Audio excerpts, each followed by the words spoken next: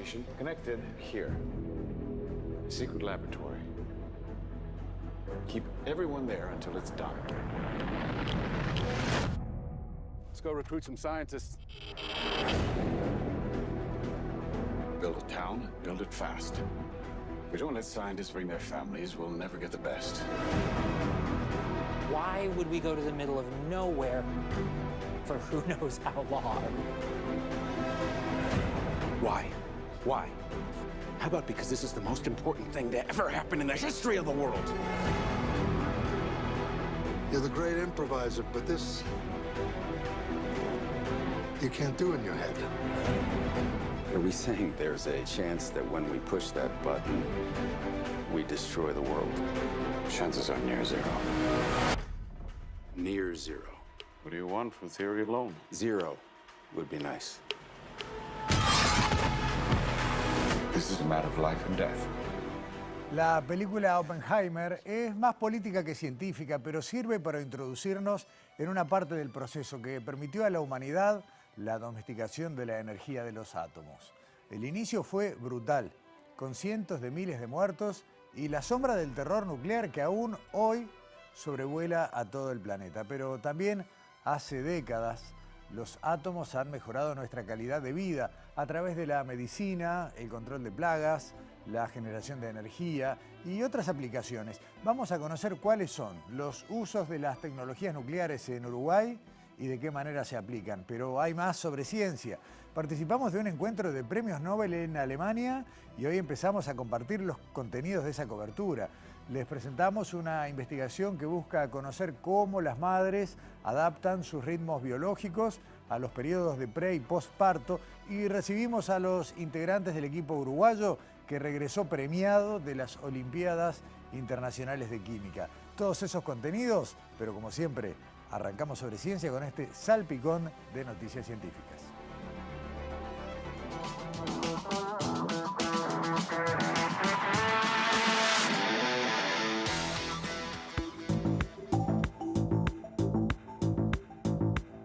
Lucía Fuentes, estudiante de sexto año con opción Ciencias Biológicas del Colegio Kennedy, ganó el primer premio en el concurso regional de videos Descubramos a las Científicas Latinoamericanas que organizó la Red Interamericana de Academias de Ciencia.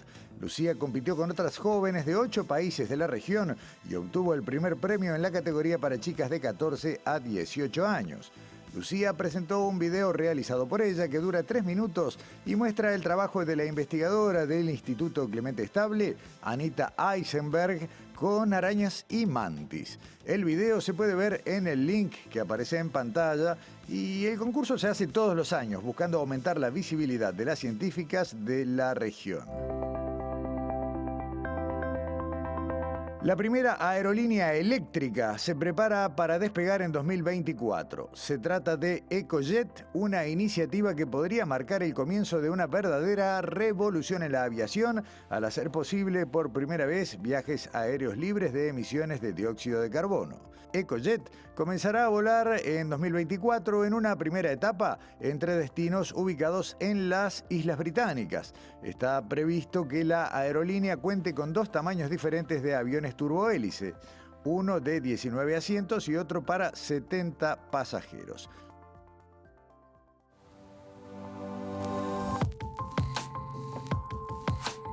La Organización Meteorológica Mundial y el Servicio Copernicus de la Comisión Europea confirmaron que julio de 2023 fue el mes más caluroso jamás registrado. Según esos organismos, se verificaron las 3 semanas más calurosas, los 3 días más calientes y las temperaturas oceánicas más altas para esta época del año que se hayan documentado nunca. Antonio Guterres, secretario general de las Naciones Unidas, señaló que el cambio climático está aquí. Es aterrador y es apenas el comienzo. La era del calentamiento global ha terminado. La era de la ebullición global ha llegado. Climate change is here, it is terrifying, and it is just the beginning. The era of global warming has ended, the era of global boiling has arrived.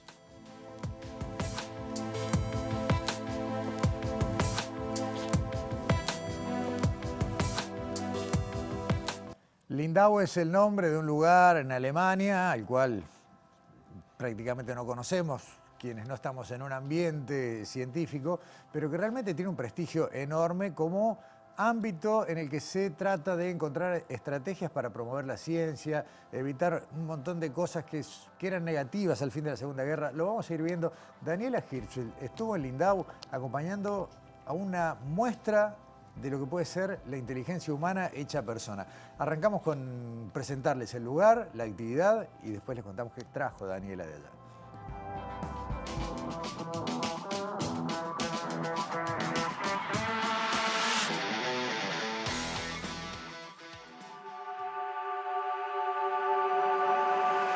A orillas del lago Constanza, donde confluyen las fronteras de Alemania, Suiza y Austria, se ubica Lindau, una ciudad alemana con más de 1000 años de historia que cada año se transforma en la capital de los premios Nobel. Lindau es, literalmente, una ciudad donde la ciencia está en cada esquina. Y si fuera poco, cada fin de junio se realiza en Lindau la reunión anual de premios Nobel en las áreas de química, física y medicina. La reunión de Lindau es una especie de congreso que durante 7 días reúne a decenas de ganadores de Nobel y a centenares de científicos jóvenes de todo el mundo que llegan hasta allí luego de ser seleccionados en sus países.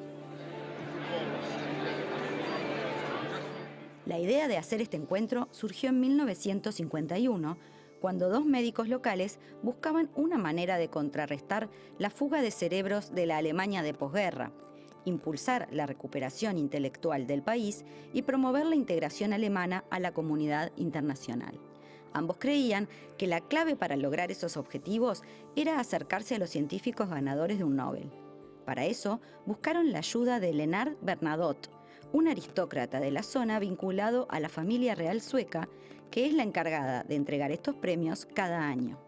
Con ese apoyo, lograron hacer la primera reunión de Lindau, que convocó a 7 laureados y a 400 científicos locales. El evento concitó gran atención de la prensa alemana y muy pronto se transformó en un evento anual que fue incorporando más científicos de renombre y más jóvenes de diferentes partes del mundo.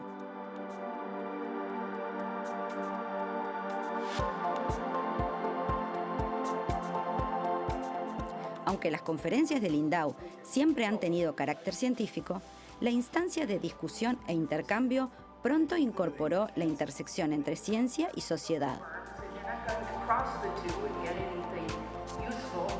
Además, el evento tiene espacio para una agenda social colorida que incluye música, cerveza y comida local y una cena en la que los jóvenes científicos van vestidos con los trajes tradicionales de sus países.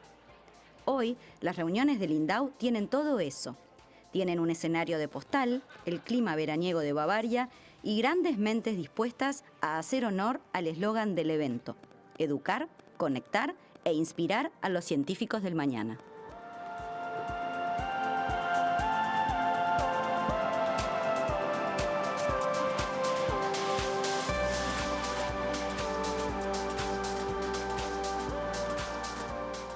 Y acá la viajera, Daniela Hirschfeld, bienvenida. Acá la hormiguita viajera. Sí, exacto, bueno, estuvimos en Lindau. Lindau es una ciudad espectacular, chiquitita, bien de postal, claro.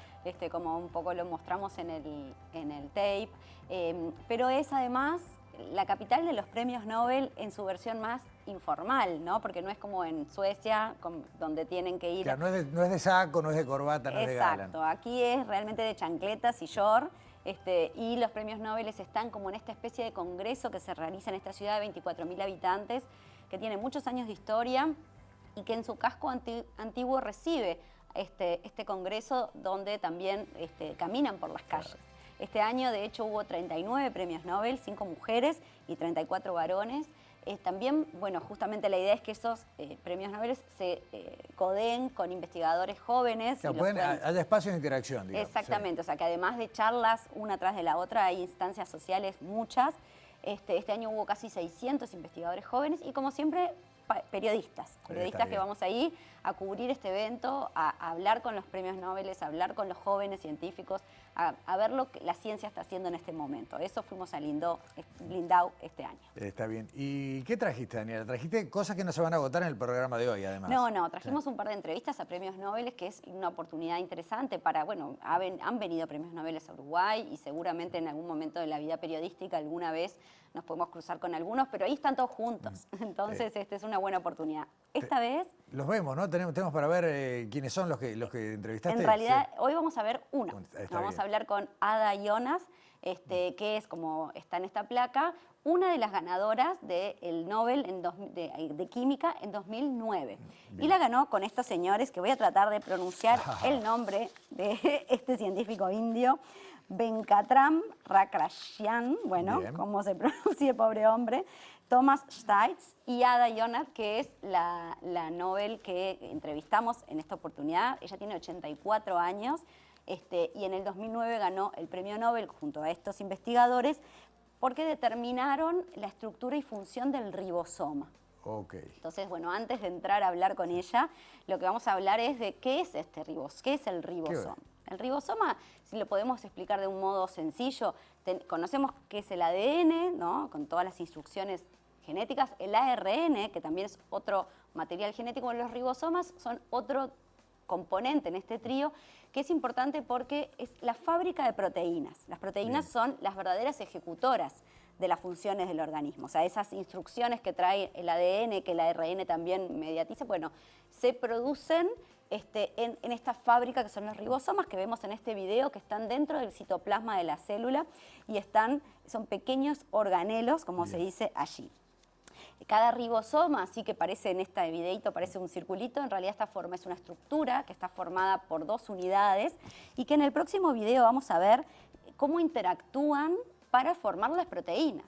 Si nos ponemos a ver, este video es bien gráfico, el ARN mensajero, que es un tipo de ARN, es el que tiene las instrucciones para generar las proteínas. Entonces pasa por entre medio de estas 2 unidades, en cada ribosoma, y va leyendo esas letras para captar qué aminoácido, digamos, es el bloque que forma cada proteína. Entonces, bien gráfico en esta animación, esta maquinita va captando los aminoácidos para dar lugar a las proteínas que son las que después el cuerpo va a necesitar para diferentes funciones. Eso que parece tan sencillo, no se sabía. Había que descubrirlo. Claro, exactamente. No se sabía hasta hace pocas décadas. No es que Ada y sus secuaces lo descubrieron todo, pero fueron los primeros que pudieron ver este funcionamiento y esta estructura, porque se degrada muy fácilmente. Entonces era muy difícil, con las tecnologías de la época, ver esto. Entonces desde los 70 a Ada le llevó 20 años descubrir o encontrar una forma de poder ver esa estructura de los átomos que forman el ribosoma. Probó un montón de estrategias, una de ellas incluso fue hasta congelando esta estructura. Y lo hizo a través, bueno, una tecnología que se llama cristalografía de rayos X, que finalmente logró. Bien. Esto que también es una historia que contamos en 10 segundos de 20 años, lo que sucedió fue que no fue simplemente ella se sentó y lo imaginó. Claro, si no dijo quiero ir por ese lado. Exactamente. Y acá entra la serendipia de la ciencia, que ya siempre lo sabemos, la casualidad. Ella tuvo un accidente en bicicleta, no pudo ir al laboratorio, empezó a leer un folletito y ahí entre osos polares y folletitos es que descubrió esta idea. Y eso es lo que nos cuenta en esta primera parte del informe.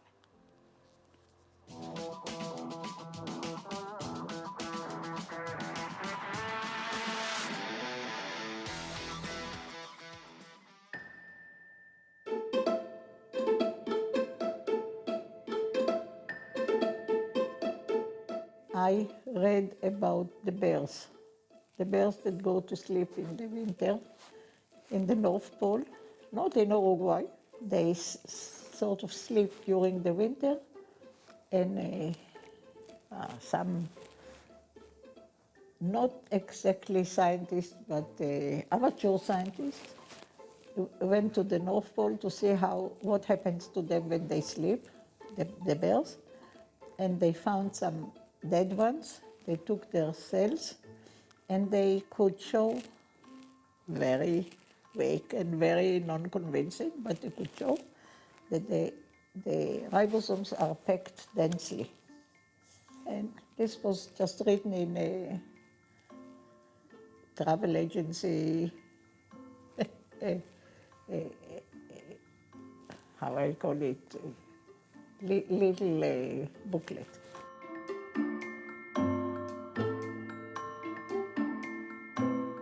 So I read it because I had an accident, I couldn't work, I sat in the library, I read it, and I thought, why this happens?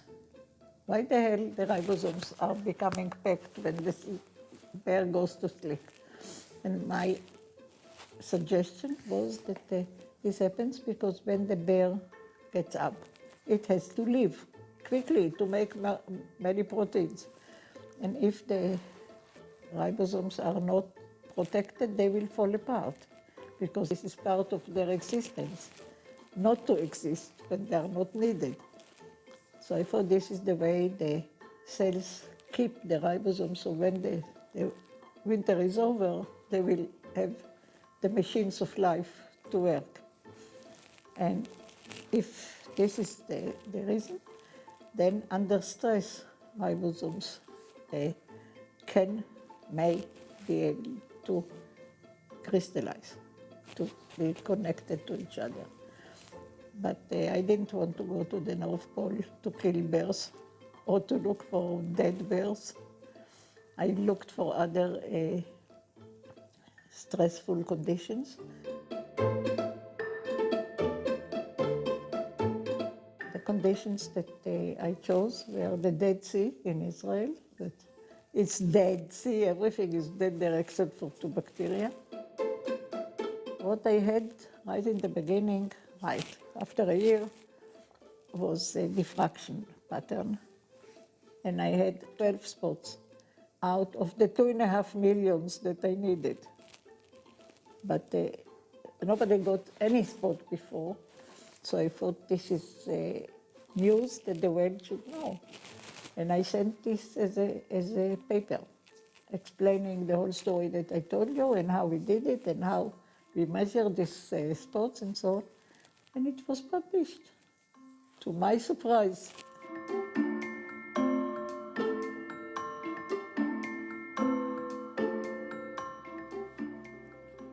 Y bueno, lo interesante es cómo el ejemplo venía de los fríos extremos y terminó encontrando respuesta en un lugar que es justamente lo contrario, ¿no? Allí en el Mar Muerto. Es verdad, bueno, de eso se trata un poco la historia de los descubrimientos como los que merecen después un premio Nobel, ¿no? Esa casualidad, ese accidente, ese folleto que llega a sus manos, ese ensayo y error durante tantos años y esas ideas insólitas que finalmente funcionan, ¿no? Bueno, desde todo eso hasta hoy han surgido nuevos conocimientos, por supuesto, porque mejoraron las tecnologías y porque cada vez se sabe más de los ribosomas. Entonces, lo siguiente que le preguntamos a Ada, por supuesto, fue, bueno, ¿qué se sabe hoy de los ribosomas? ¿Para qué se utilizan? ¿Y cuáles son los desafíos que quedan?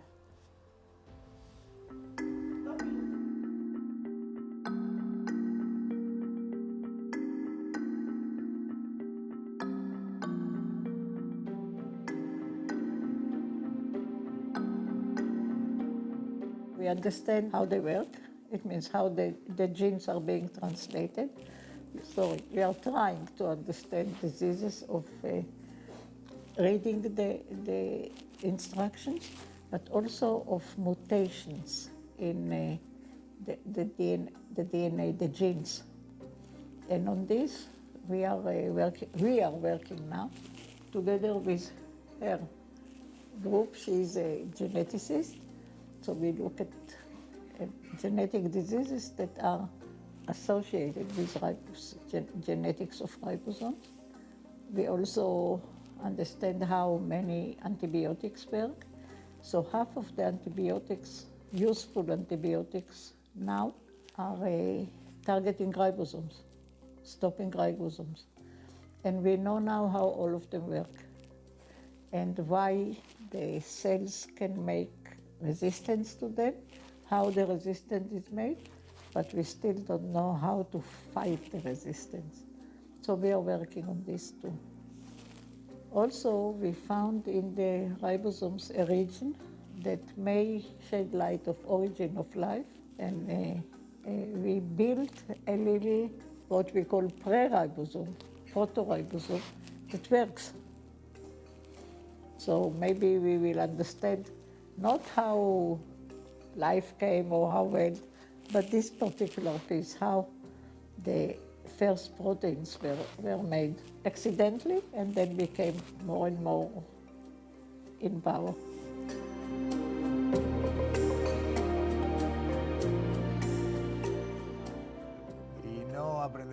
No aprenderemos cómo fue el origen de la vida, pero quién sabe, ¿no? Porque así como salió a pasear en bicicleta y llegó hasta acá, quién sabe, ¿no? Sí, bueno, vemos que a sus 84 años ella sigue activa, sigue pensando sobre todo y sigue proponiendo estos acercamientos para conocer el origen de las proteínas a través de los ribosomas, que obviamente tienen que ver con el origen de la vida.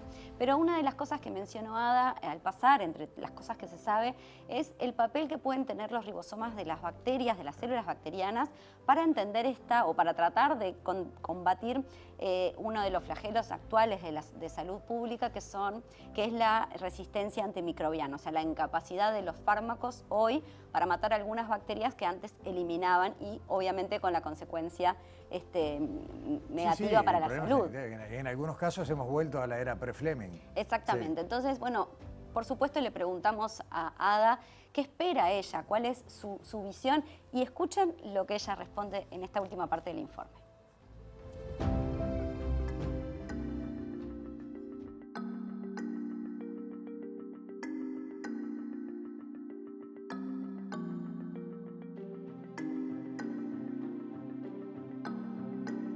In the beginning, I thought that this will solve the problem of diseases, of the type of diseases that are, can be stopped by stopping ribosomes. But I'm not sure anymore. The bacteria are cleverer than us, and they find ways to be resistant, to start resistance, to design resistance to everything that doesn't let them grow there. So I don't know.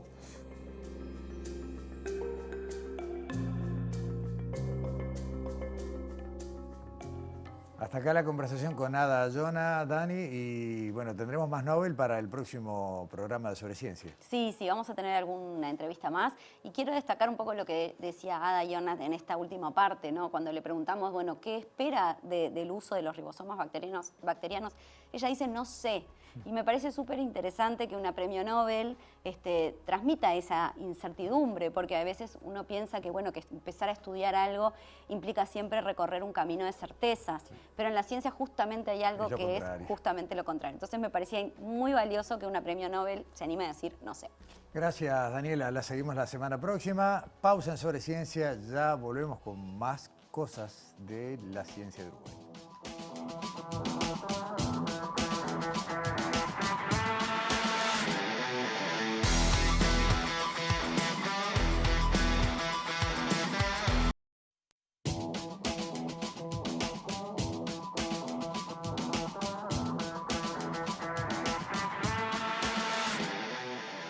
Búhos, alondras, ritmos circadianos.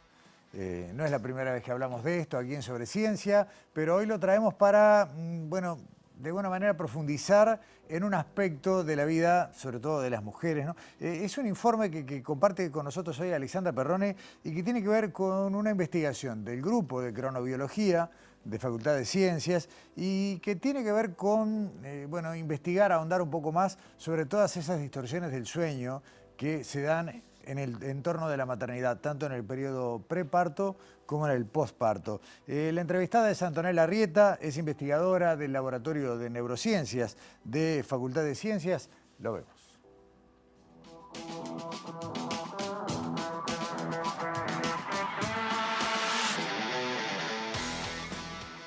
¿Cómo impacta la maternidad en los ritmos biológicos? En este informe de Sobre Ciencia les vamos a contar una investigación del Grupo de Cronobiología de la Universidad de la República que busca conocer cuáles son los cambios en el ciclo sueño-vigilia en las madres durante el último trimestre de embarazo y el primer año de vida del bebé.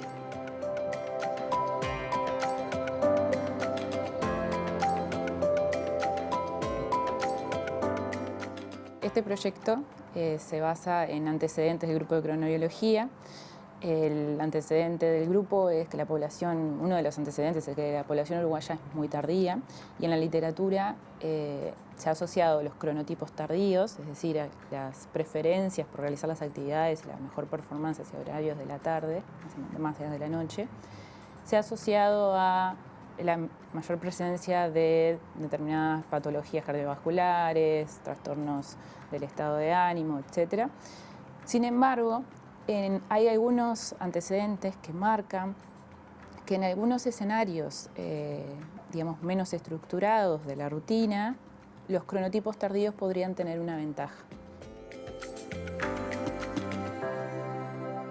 Y entonces nos preguntamos, con el grupo de cronología, ¿qué otro escenario de la vida cotidiana podía representar esta característica de ser no tener estructura, ¿tá? O ser poco predecible? Un ejemplo de eso es la maternidad, ¿sí?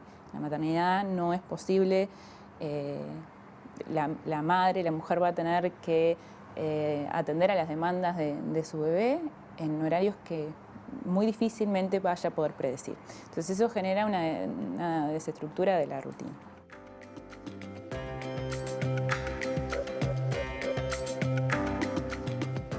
Es interesante preguntarse que quizás, si bien los cronotipos matutinos están establecidos en la literatura como de alguna manera más adaptados a lo que es la agenda occidental, a las rutinas y a la norma de, bueno, trabajamos de mañana, estudiamos de mañana, hacemos el resto de actividades en la tarde, quizás en algunos escenarios, como por ejemplo la maternidad, el cronotipo más tardío, ¿sí?, pueda conferir una ventaja, ¿sí?, una mejor adaptación ante ese tipo de rutina desestructurada. El objetivo del proyecto es determinar los cambios en los ritmos biológicos de las madres durante el embarazo y el posparto. Y cuando hablamos de ritmos biológicos hablamos específicamente de los ritmos circadianos, ¿sí? Lo que queremos entender entonces es cómo estos ritmos cambian en función del proceso de gestación y luego durante el establecimiento del vínculo.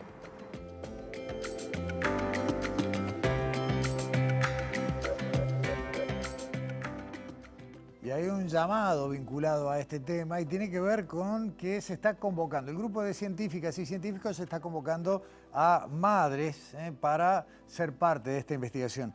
Pueden participar, atención, todas aquellas mujeres mayores de 20 años que se encuentren cursando un embarazo de bajo riesgo y hayan alcanzado ya la semana 13 y no hayan superado la semana 29 de gestación.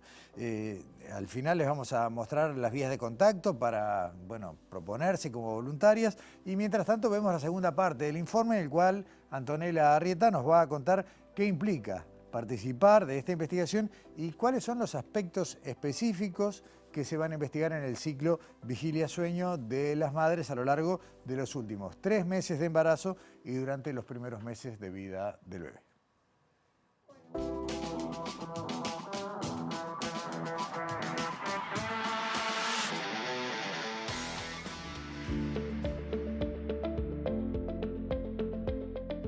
Lo que nosotros queremos estudiar en el marco de este proyecto es los cambios longitudinales en los ritmos circadianos de las madres durante el embarazo y en los primeros meses posparto, ¿sí? Hasta el año posparto seguimos a las madres. Para eso nosotros invitamos a madres, a mujeres que estén cursando un embarazo de bajo riesgo Y lo que hacemos es, a partir de la semana 13, tener un primer contacto con ellas para comentarles cómo son las fases del proyecto. Y luego, en el último trimestre, empezamos a tomar las medidas. Las medidas consisten en cuestionarios, ¿sí? Que deben completar las madres acerca de preguntas sobre sus hábitos de sueño, ¿sí? El momento en el cual realizan actividades, en el momento que descansan. Son cuestionarios que nos habilitan a nosotros a determinar el cronotipo, es decir, la preferencia que tiene esa persona por realizar las actividades. Y además también algunos cuestionarios que tienen que ver con el estado de ánimo durante ese momento del embarazo. Luego lo que hacemos es, además de determinar eso, es tener un registro de una medida objetiva de actividad, que es una actimetría. Le otorgamos a la madre este dispositivo que es como un reloj, ¿sí? Pero lo que en realidad tiene es un sensor que mide la cantidad de movimiento y la exposición a la luz. La madre utiliza este equipo durante 14 días y de esa manera nosotros tenemos un registro continuo de su actividad. Inmediatamente después de esta medida de 14 días, pasamos a invitar a las madres a pasar una instancia en un hotel, ¿sí? Un par de horas, una noche concretamente en un hotel.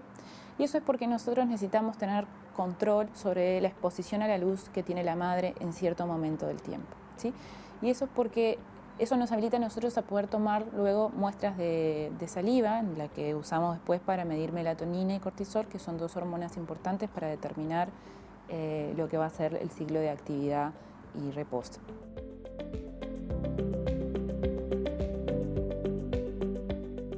Nosotros estamos comenzando con este proyecto y tenemos proyectado lograr alcanzar un número de participantes cercano a 150, por lo cual la fase de invitación a las personas arranca este año, comienza este año y termina a fines del año que viene, ¿sí? A fines de 2024.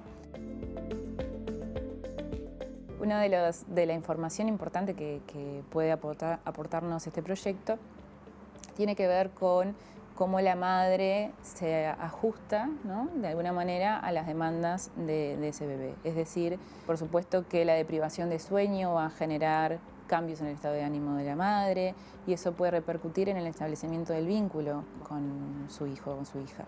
Entonces, toda la información que este proyecto aporta nos da algunos elementos para poder pensar cómo acompañar, cómo diseñar estrategias de acompañar a la madre para, de alguna manera, mejorar luego el pasaje por la maternidad y fomentar el establecimiento de ese vínculo.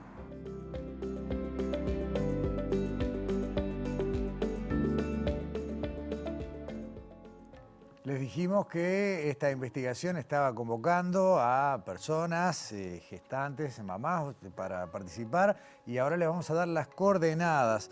Para ser parte de esta investigación se puede hacer contacto a través de la dirección web cronobiología.fcien.edu.uy/ritmos-biológicos-madres o, más fácil, escribir al correo electrónico cronomamasybebes@gmail.com. Lo digo de nuevo, cronomamasybebes@gmail.com.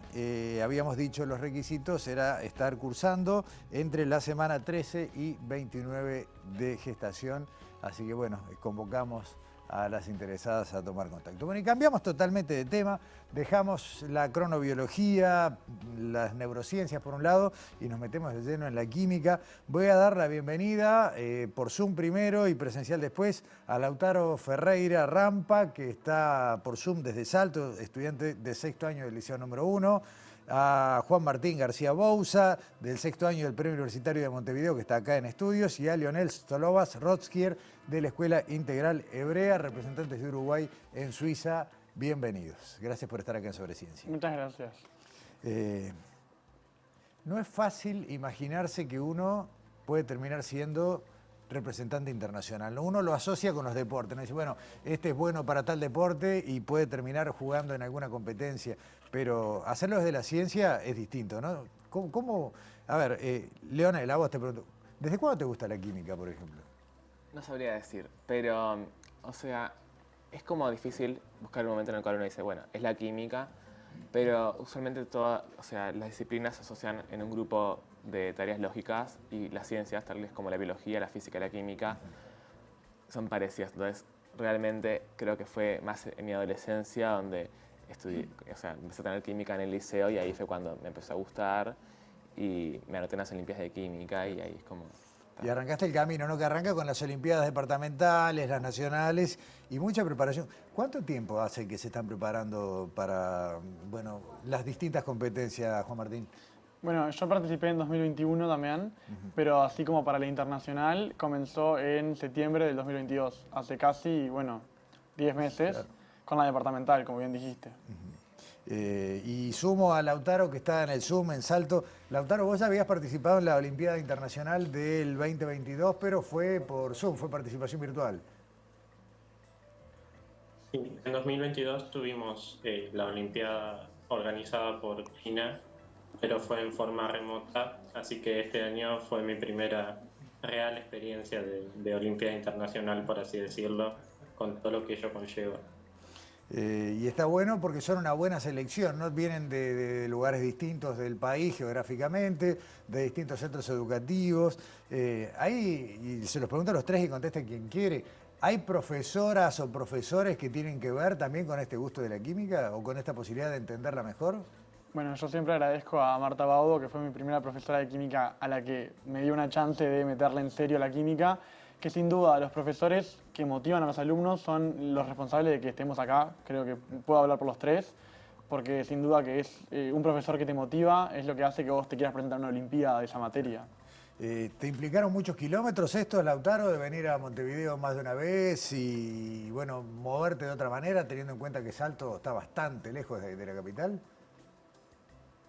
Bueno, sí, sin duda que ha sido quizás un esfuerzo extra el tema de transportarme hacia Montevideo para los entrenamientos, pero he de agradecer al programa de la Olimpiada Uruguaya de Química y a los profesores porque han hecho todo el proceso mucho más fácil para mí, organizando instancias virtuales, facilitándome en muchos casos las cosas, teniéndome en consideración por el hecho de ser del interior.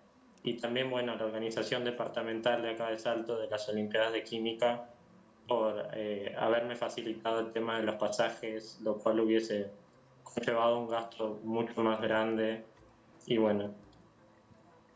Está bien. Mientras hablabas veíamos entre tantas imágenes el momento en el que te cuelgan la medalla de bronce, Juan Martín. ¿Uno cuando empieza esto va pensando voy a venir con un premio? Nunca, realmente nunca, porque o sea, somos un país que, como todos saben, somos muy chiquitos y así lo que es inserción en el mundo nos cuesta a veces y el entrenamiento que nos dan los profesores es excelente, pero obviamente es limitado en el tema de los recursos que tenemos. Entonces claramente uno va y ya con ir, yo siempre decía, es clasificar y punto, ir a la experiencia es increíble y después traer una medalla fue una cosa que nunca me pude imaginar. Es más, cuando me nombran, yo no estaba ni prestando atención y me tuvieron que avisar Leonel y Lautaro que tenía que pasar porque no me había dado cuenta. Leonel, una Olimpiada de Química, a diferencia de otro tipo de eventos, o una Olimpiada científica de este tipo, tiene una parte de competencia, pero también tiene mucho de aprender, ¿no? Recorrieron lugares, visitaron laboratorios. ¿Qué más había, además de bueno, dar exámenes, digamos? Bueno, aparte de los paseos que conocimos, o sea, ninguno de los tres conocía Suiza, entonces conocimos Zurich, que fue la ciudad anfitriona, también conocimos Berna y Lucerna, pero no solamente conocer los lugares geográficamente, sino que fue charlar con gente de distintos países, eran 88 países además de nosotros, que tuvimos contactos, y además fue ver laboratorios, ver las universidades, conocer qué planes de estudio tienen, que también es como el lado B del viaje. Yo voy a empezar a decir ahora, y después lo voy a repetir al final, que ya están abiertas las inscripciones para empezar de nuevo el camino que hicieron ustedes, ¿no? En este caso son las 27ª Olimpiadas Uruguayas de Química, se van a disputar el 9 de septiembre y la web es ouq.weebly.com. Ahí está toda la información y también los formularios de inscripciones. Después lo voy a volver a repetir al final, pero acá hay un paralelismo. Si ustedes hubieran ido a competir por un deporte, también hubieran tenido que entrenar mucho. ¿Acá dejaron fines de semana, por ejemplo? Sí, o sea, creo que los sábados casi todos del año. O sea, algunos al principio no, pero en mayo y junio casi todos los sábados estuvimos en facultad. Después estuvimos mucho tiempo, en todas las vacaciones de julio que estuvimos acá, estuvimos en facultad, y jornadas que son desde 8 de la mañana hasta a veces 5 o 6 de la tarde. Que también agradecer a los profesores que nos dan esas jornadas, que van un sábado a seguir trabajando, digamos. Claro, por eso me gusta hacer la equivalencia, porque a veces dicen, bueno, tal persona se destaca en un deporte y cuánto sacrificio, ¿no? De entrenamiento. Y acá es lo mismo, es un entrenamiento, cambia la parte del cuerpo que se entrena, en todo caso, pero no más que eso. Lautaro, a vos, y después le voy a preguntar lo mismo a Juan Martín y a Leonel. ¿Te marca un camino a futuro? ¿Vos pensás que a partir de esto hay como un sendero profesional o científico? ¿O es simplemente algo más que pasa en tu vida y no es un destino a seguir? Creo que en mi caso, sin duda, va a marcar un antes y un después. Creo que, bueno, gracias a las Olimpiadas de Química he podido decidir el rumbo de mi carrera por la química. Así que, bueno, sin duda esta experiencia me abre millones de puertas, tanto dentro del Uruguay como fuera. Y bueno, la verdad es que todo lo que he aprendido en estos años gracias a las Olimpiadas de Química, estoy seguro que me va a servir y lo voy a recordar durante toda la vida. ¿Leonel? Creo que me pasa exactamente lo opuesto a Lautaro en el sentido que me genera más incertidumbres. O sea, yo estoy en quinto de liceo y no tengo ni idea de qué quiero hacer con mi vida. Así que está. Está bien. ¿Y en tu caso, Juan Martín? Bueno, a pesar de que no me voy a dedicar 100% a lo que es la química, obviamente que esta instancia en la que bueno, competimos y conocemos gente me hizo reforzar algunas cosas que sí tengo claras respecto a mi carrera, como, bueno, no achicarnos como país chico, que eso es importantísimo. O sea, no achicarse es re importante. Después me gusta mucho conocer lugares y conocer gente, que eso también, capaz que no tanto quedarnos en el molde. Así que no me ayudó tanto a decidir la carrera, pero sin duda que sí me ayudó a ver tipos de cosas que quiero hacer en el futuro.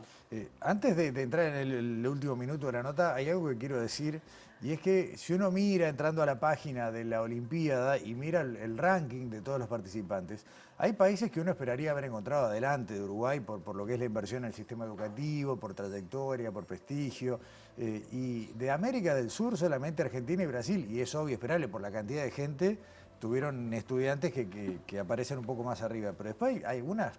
España creo que terminó atrás de Uruguay, o sea, no había ningún... Y estamos hablando de otras estructuras, lo cual habla muy bien del laburo de ustedes, del laburo de quienes los acompañaron, de los mentores y de nuestro sistema, ¿no? Que siempre termina destacándose de alguna u otra manera. Nombremos a quienes los acompañaron allá en Suiza, por favor. Bueno, a Santiago Rostán y a Sebastián Martínez, que sin duda fueron dos apoyos incondicionales, corrigieron nuestras pruebas, nos ayudaron y nos guiaron durante todo el proceso. La verdad, muchísimas gracias, sin duda. Y también agradecer a las coordinadoras del programa, a Lorena, Virginia y Gustavo, que hicieron posible que viajáramos también, y a todos los profesores del programa que nos estuvieron apoyando todos estos meses. Sin duda, muchísimas gracias. Y seguramente todos los que nombraste, todas esas personas están ya trabajando para empezar de vuelta, ¿no? Lo que decíamos, ¿no? La Olimpiada Uruguaya y todo lo demás. Así que excelente.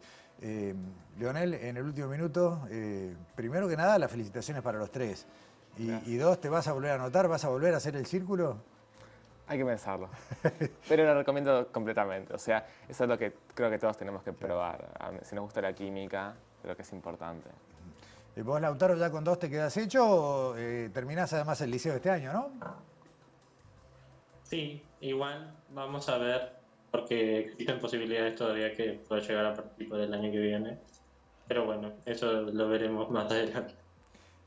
¿Y Juan Martín, vas a ir con la medalla a empezar de nuevo el ciclo?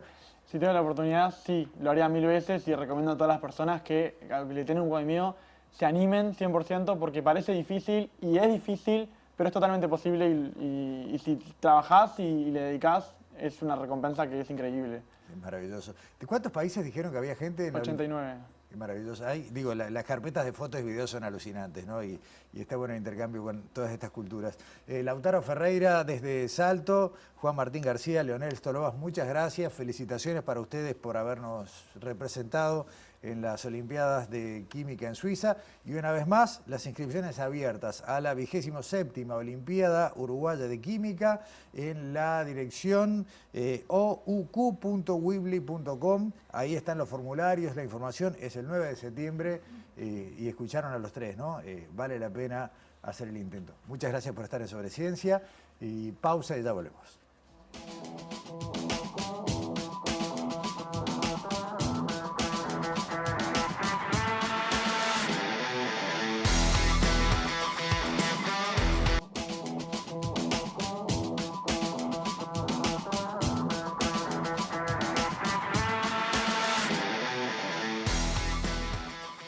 Fue y es un fenómeno en cuanto a ventas de entradas. Están conviviendo en realidad, ¿no? Toda la barra que va con colores rosa a ver la película de Barbie y está toda la otra barra, o con mucha gente en común, que también está agotando entradas para ver la película de Oppenheimer.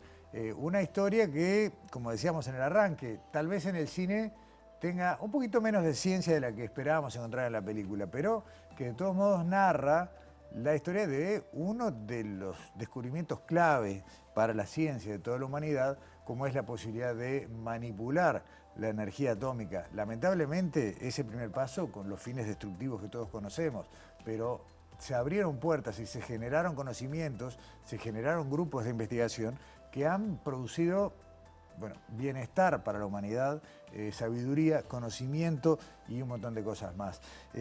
Y a Uruguay no es ajeno todo esto, y de eso vamos a hablar, y por eso le agradecemos muchísimo al doctor Gabriel González, profesor titular del Instituto de Física de Facultad de Ciencias, director técnico de la Autoridad Reguladora Nacional en Radioprotección, que nos acompañe aquí en Sobre Ciencia. Bienvenido. Hola, buenas tardes. Buenas tardes. Gabriel, tú no viste todavía la película, así que no te voy a llevar para el cine. Bien. De todos modos, creo que está bueno arrancar con algo básico, pero ¿qué es la energía atómica? La energía atómica, bueno, refiere a en realidad una energía que no ocurre en el átomo, pero no en el dibujo que tenés en el pecho a nivel de los electrones, sino a nivel del núcleo del átomo, digamos.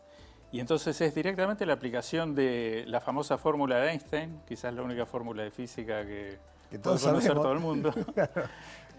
Y es la transformación de una cierta cantidad de la masa nuclear, del núcleo del átomo, en energía. ¿Sí? Y eso ocurre a través de procesos, decaimientos, desintegraciones nucleares, se llaman. Y bueno, esa energía que se produce, porque esas partículas salen con mucha velocidad, finalmente la velocidad de las partículas se transforma en temperatura, digamos. Esa energía es lo que se llama energía atómica, que refiere al átomo, pero que más precisamente ocurre a nivel de los núcleos. Por eso también se habla de energía nuclear.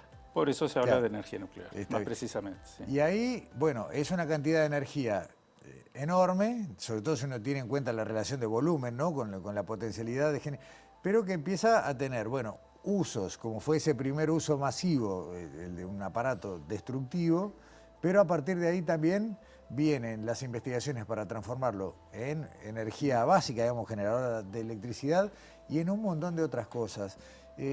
Y voy a dar un salto geográfico y te voy a traer a Uruguay. ¿Desde cuándo y para qué la energía nuclear se usa en nuestro país y con qué fines? En Uruguay se usa desde el principio del siglo XX en medicina. Realmente Uruguay fue pionero en ese sentido. El doctor Frangela es un ejemplo, un médico que empezó a hacer uso de materiales nucleares, sustancias nucleares para tratamiento del cáncer, ya en la década del 20. ¿Sí? De hecho, Uruguay tuvo su Comisión de Energía Atómica incluso 2 años antes de la creación de la Organización Internacional de Energía Atómica de las Naciones Unidas. Y bueno, esta energía, que como vos decías, es muy grande, digamos, en realidad a nivel microscópico, a nivel de cada átomo, puede ser muy, muy pequeña. El punto es que la energía que, por ejemplo, se obtiene en términos químicos es del orden de electronvolt, por decir algo, usar una unidad, pero no hace falta el nombre. Y la energía que se obtiene por medios nucleares es del orden de 1.000.000 de veces por unidad de masa, por átomo que uno usa, por átomo que tiene una desintegración, respecto a la energía química. Ese factor, 1.000.000, es el que hace la gran diferencia. Y eso posibilita, a través de, bueno, el desarrollo de distintas tecnologías, tratamientos contra el cáncer, el uso en diagnósticos, irradiadores que son beneficiosos para la agricultura, detectores de muy diversos tipos que se utilizan en la industria, permite también monitorear sustancias y caracterizarlas, por ejemplo el agua, y bueno, una infinidad de aplicaciones pacíficas, que es a lo que se dedica la Organización Internacional de Energía Atómica, que es la promotora de esas aplicaciones nucleares en contraposición con los usos bélicos. Correcto. Las radiaciones, a lo que denominamos radiaciones, que bueno, vos mencionabas entre otras cosas las de uso medicinal, pero después vamos a entrar en otro lado, son el resultado de este proceso, digamos, de liberación de energía. Sí, sí, sí. Correcto. Y hay huellas, ¿no? Vos hablabas, por ejemplo, de la identificación del agua. O sea, a partir del conocimiento de estas radiaciones podemos identificar cosas que de otra manera serían exactamente las mismas. Sí, digamos, cada material tiene una característica propia de cantidad de átomos que pueden o no eventualmente producir radiación, y eso es una especie de nombre, segundo segundo apellido que lo identifica en forma unívoca, ¿sí? En Viena, que es donde está la sede de la Organización Internacional de Energía Atómica, hay un laboratorio que tiene muestras de agua de infinitos lugares del mundo, ¿sí? Que son precisamente caracterizados simplemente por su contenido de radioisótopos, o sea, de átomos que eventualmente producen radiaciones nucleares, o de isótopos, que eventualmente pueden no producirlas, pero que son núcleos que tienen un peso diferente al material que usualmente, bueno, se conoce con el nombre del elemento que sea, ¿no? O sea que hay una manera de identificarlo simplemente a través de... ¿Vendría a ser el ADN de la materia? Digamos, sin abusar del nombre ADN, pero correcto. Sí. Pero en cuanto a esa capacidad de ser una herramienta de identificación muy precisa, sí. Sí, en el agua, por ejemplo, eso ocurre. Está bien. Y ya que hablamos de agua, te traigo a las noticias de hoy prácticamente, o de estos últimos días. Sé que no tiene que ver con el agua, pero estamos hablando de una zona costera. Mucha gente quedó sorprendida con una investigación que se hizo en la zona del Centro Universitario de la Región Este, fundamentalmente en la sede Rocha, y que habla de altos niveles de radiación en las arenas, no sé si altos, niveles anormales en todo caso, o superiores a la media, en las arenas de Barra de Balizas y Aguas Dulces. ¿Qué es eso? Bueno, por un lado está bien relativizar la palabra alto, y por otro lado relativicemos también la palabra normal. ¿Sí? Bien. Porque, digamos, esta es una noticia recurrente que sale cada tanto. Digamos, yo creo que desde la década del 50 esto se está midiendo en distintos lugares, en la costa, en arenas oscuras. La presencia de materiales pesados, en tierras oscuras, en rocas muy densas, eventualmente tiene siempre una componente de radiación que es natural. Y lo que ha ocurrido recientemente, y rescata el diario La Nación, pero también La Diaria ha sacado la nota original, claro, fue en La Diaria, claro. Muy bueno. Sí. Simplemente es la medida, eso es lo que hicieron en el CURE de la Universidad de la República, simplemente caracterizar esas arenas midiendo su cantidad de materiales, torio y algunos otros que son radiactivos. Y da un valor más alto que lugares donde esos materiales no están. Ahora, en términos del riesgo que eso implica, eso es absolutamente insignificante y muy difícil de medir y dependiente de muchas hipótesis.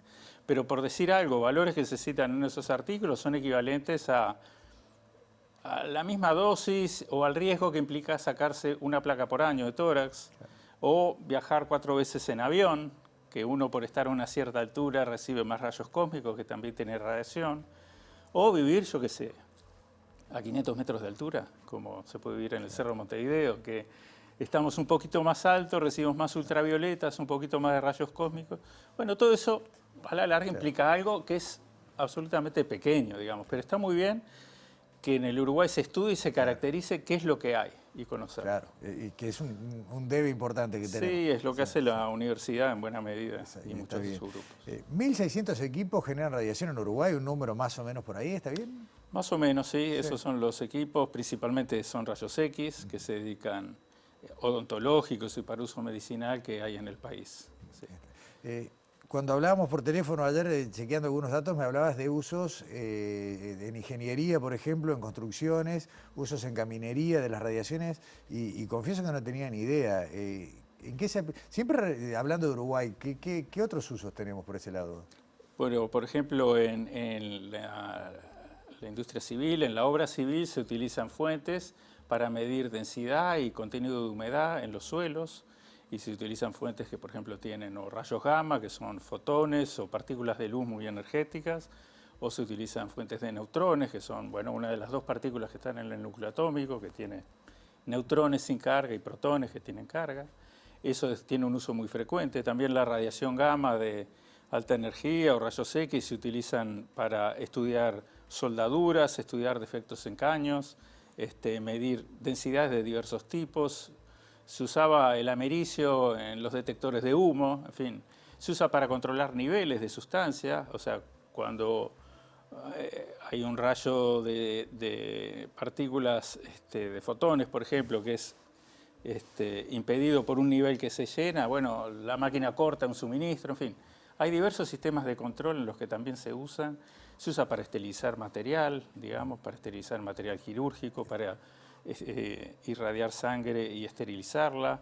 Se usa para esterilizar diversos productos agropecuarios. Ya, ahí quería llegar y en los últimos minutos, porque uno de los anuncios más importantes que se hizo este año en materia justamente de zoonosis y demás, tiene que ver con la llegada, creo que todavía estamos en proceso, pero muy cerca de completarse, de un equipo que usa justamente este tipo de radiaciones para esterilizar mosquitos y ver si de esa manera podemos tener lo que es el crecimiento de Aedes aegypti en nuestro país. Sí, ese es un área en el que hay bastante experiencia desarrollada en el mundo y principalmente la estrategia es producir, bueno, en este caso mosquitos estériles que entonces impidan la reproducción de la especie, en este caso Aedes aegypti, y eso se logra irradiando, esta vez con rayos X, es un equipo de rayos X, no usa fuentes nucleares, fuentes radioactivas, sino que usa rayos X, irradiando entonces estos mosquitos o sus larvas o pupas, dependiendo de lo que sea. Eso no solo se usa con el mosquito, en el que hay algo menos de experiencia, pero es una experiencia muy exitosa con el gusano barrenador del ganado, que también es una enfermedad humana, hay cerca de 1000 casos por año en Uruguay. Y también hay un proyecto importante del Ministerio de Ganadería para combatir la mosca de la bichera, como se llama, que produce decenas de millones de pérdidas por año en Uruguay.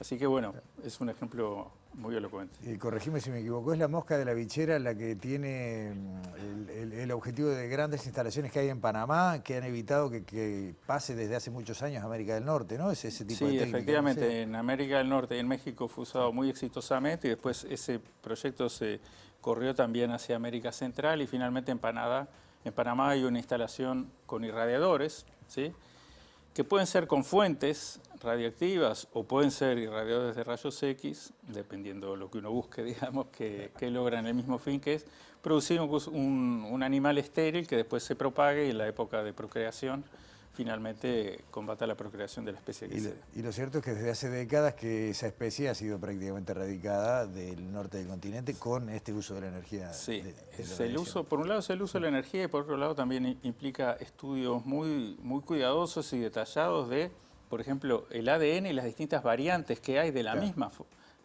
especie, de la mosca de la fruta, del gusano barrenador, del Aedes aegypti, porque digamos uno quiere eliminar una cierta especie, pero no quiere alterar otras, ni quiere introducir otros bias, ¿no? Así que hay estudios muy multidisciplinarios al respecto.